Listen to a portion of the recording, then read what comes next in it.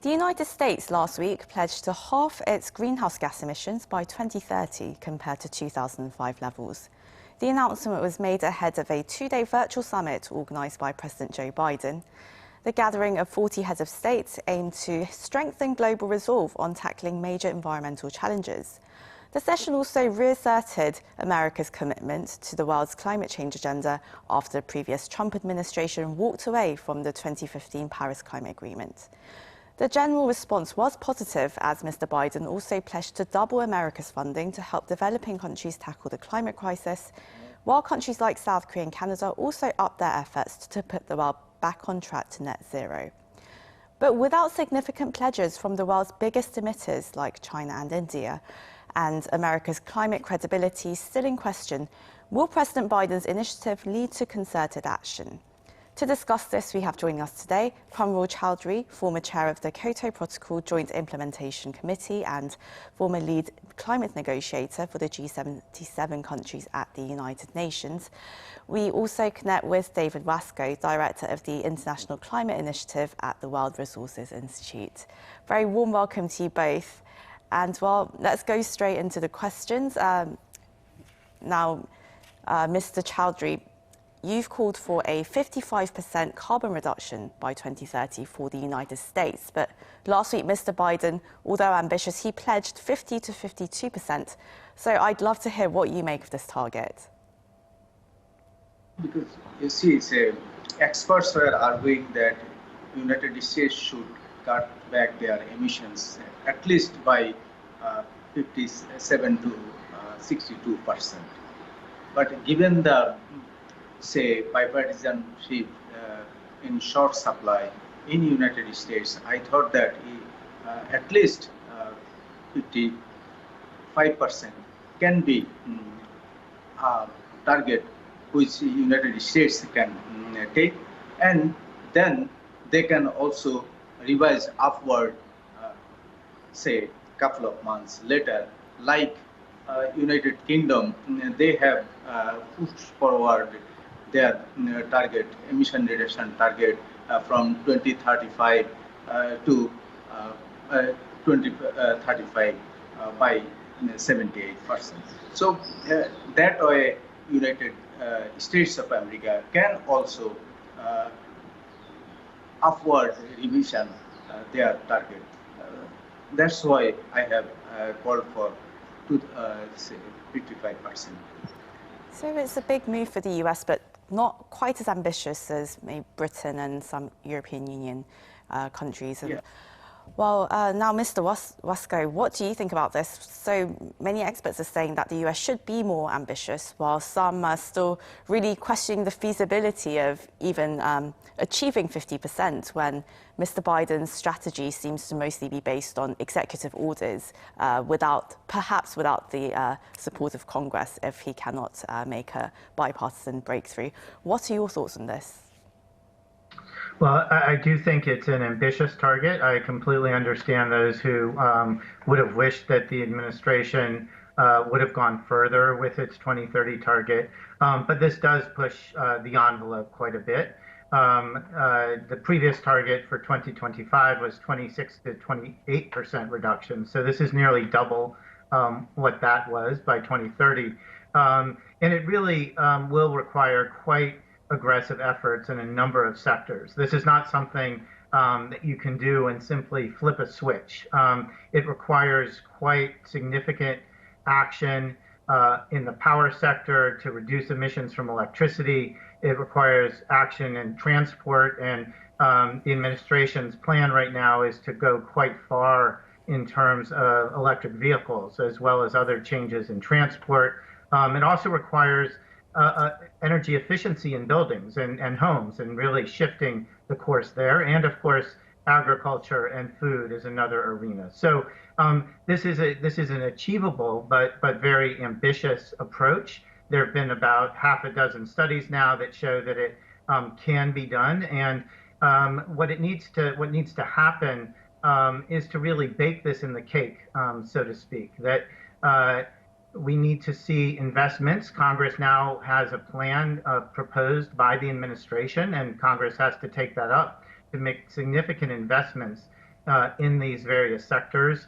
and really shift the ways in which we're investing in renewable energy, for example, or electric vehicles. There's $170 billion about for electric vehicle charging stations, for example, in the United States in that plan. That's the kind of change we need to see. And we also have seen significant efforts coming from states and cities and businesses, and that also needs to continue. And in fact, there were 400 some businesses with annual revenues of more than $4 trillion that supported this level of effort, that said the emissions needed to be cut in half, and they're backing it. And with their support, I think we can make those kind of changes. So there really needs to be a lot of fiscal and political muscle to really bring all these sectors together. And Mr. Wasco, America's climate envoy, John Kerry, he did acknowledge that the US will be largely relying on its infrastructure plan, the $2 trillion plan. And he said that there is a market demand for these clean energy sources as well as electric vehicles, all mentioned in the plan. But, well, the truth remains that the costs are still pretty high for producers as well as consumers compared to coal. Would an alternative model, perhaps the EU's carbon tax model, perhaps work better or be more effective in pulling together all these resources? Well, we're seeing that the economic benefits and opportunities of taking strong climate action are even clearer than they have been in the past, even if you look back 5 years or so to the Paris Agreement period.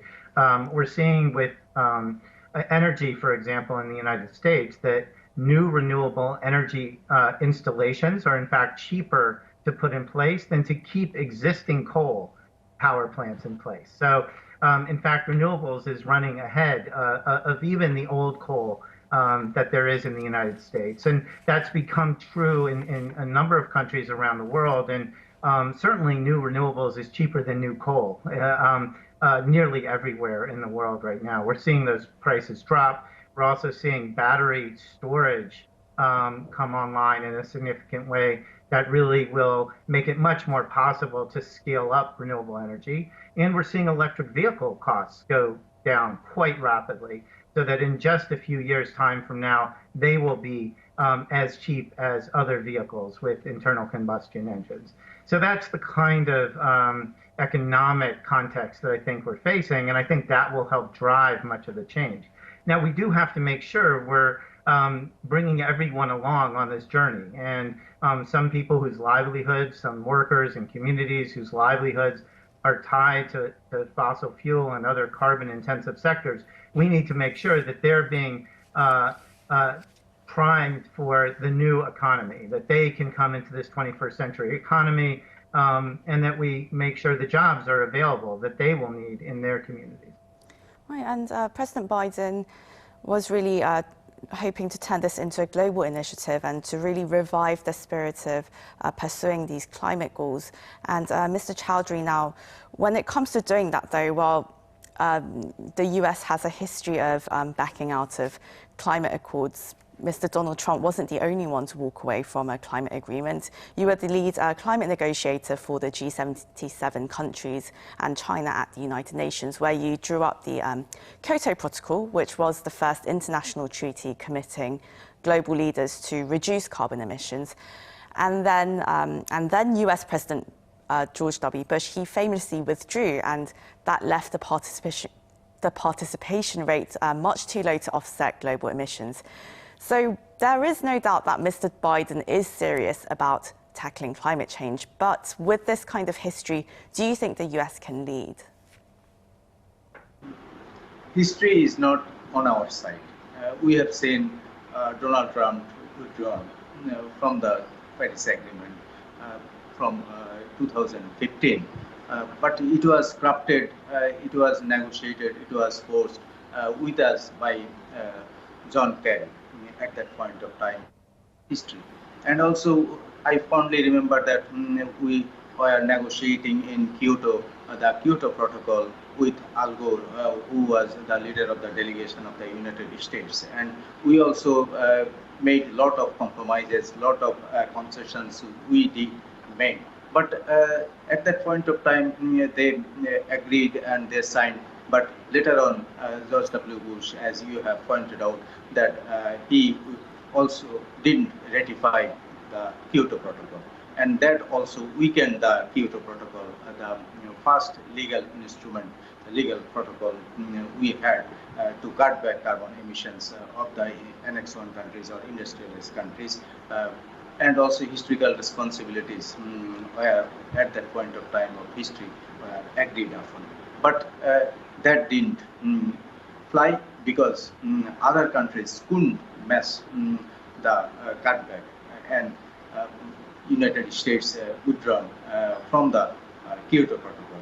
And same situation arising after Paris Agreement. We were over the moon, but then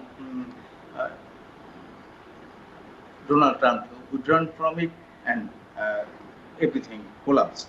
So after 4 years of withdrawal, the return of, say, Joe Biden and his administration to Paris Agreement is a welcome move, but it had a huge cost. And this cost, how can be, say, compensated? That is a huge question. And also, Joe Biden is facing huge domestic challenges in terms of, as Wasco also pointed out, that they are facing a Congress, and there is a very thin majority. And can it be, say, legalized? Can it be passed through the Congress, through, say, Senate? Can they pass that through Senate? So that is a huge challenge, and also political cost. So can Joe Biden take that risk? Because when he say declared 52% cutback, he took the soft line. He took a very careful line, a conservative line, not a very say aggressive one, like say 57% or 63% or 62%, as we have seen Boris Johnson, Prime Minister Boris Johnson of UK, he asked for or he declared that they are going to say upward, move forward their target to 78% from 2050 to 2035. So that is progress. That can we term as a progressive move. But of course, Joe Biden made a progressive move, but it was not sufficient to say keep alive the 2015 landmark Paris Agreement goal of limiting temperature rise to 1.5 degrees Celsius. So it's really generated some optimism, but not enough confidence just yet. And well, now Mr. Moss. If they can also revise it upward, say after 6 months or after 1 year, so that will be helpful to cut back the emissions sufficiently so that the dream of the mankind is alive. Right, so maybe more political backing domestically and also upward revision towards the net zero goals that would help instill confidence. And well, there are other challenges though, sort of the geopolitical rifts that we've seen recently. And Mr. Wasco, now the US and China, despite their differences, they did agree to work together on the climate agenda, but that is as far as they got. What would you like to see them do, and in what areas do you think they could collaborate? Thank you. I will come to that. Because I do think that's critically important for the two largest emitters and two largest economies in the world to work together.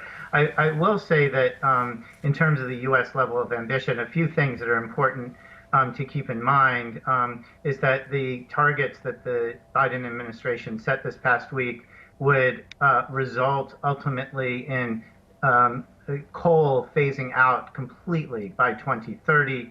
Would also mean they'd be well on the way to no more internal combustion engines being sold by 2035, and also that there would be zero emissions from electricity by 2035. So quite ambitious in a lot of ways. I do think that the next steps have to do with how this can mobilize action and help encourage action, in fact, from other countries.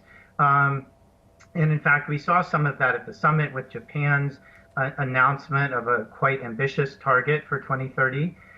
We saw South Korea also announce that it will no longer provide international finance for new coal power projects. And I think one of the questions ahead is, since South Korea has in place a commitment to net zero emissions by 2050, will it strengthen its 2030 targets to align with that net zero vision? Right now, the targets are not, for 2030 are not aligned, don't get you on the pathway to 2050 net zero. So the question is, will those shift? The next set of questions, as you're correctly pointing out, has to do with the U.S. and China relationship and where we go, those two countries, in terms of their action as the largest emitters and economies in the world. We can't get there without them. There's no question about that. I think they do realize that, and the statement that they put out jointly just over a week ago, I think, recognizes that fact. One of the questions is going to be China's next step. They have a net zero emissions target as well to achieve net zero before 2060. But right now, their 2030 goals aren't in line with that either. And so a critical question is going to be, in fact, over the course of this year, does China take steps so that its emissions by 2030 will, in fact, put it on path for net zero? Right, so we're hoping to see more. We're hoping to see bolder action from countries around the world, especially those that emit a huge amount of carbon. Well, this is where we'll have to end the interview today, as we're out of time. But that was Kwamrul Chowdhury, former chair of the Kyoto Protocol Joint Implementation Committee and lead climate negotiator at the United Nations, and David Wasco, director of the International Climate Initiative at the World Resources Institute. Thank you both so much for your time. Thank you. And to our viewers, as always, thank you very much for watching.